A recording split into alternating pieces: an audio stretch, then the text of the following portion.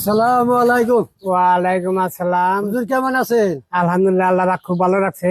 আপনারা কেমন আছেন? আল্লাহ খুব ভালো রাখছে। হুজুর, আমরা তিনজনেই খুব বিপদ আছি। আমি সংসারে চালাবার পারতাছি না, খুব অভাব। আমি তিনজনের অবস্থা এতই খারাপ, আল্লাহর সাহায্য ছাড়া চলতে পারতাছি না। আমাকে একটা উপায় বের করে দেন। আপনাদের কথা শুনলাম, আপনারা দুই দুই দুই দুই এই নীতি অনুসরণ করে আল্লাহর কাছে চাইতে পারুন। আশা করি আল্লাহ আপনাদের সমস্যা সমাধান করে দিবে। দুই দুই দুই দুই এটা আবার কি হুজুর? বুঝলাম না তো। হুজুর, একটু বুঝাই এখন।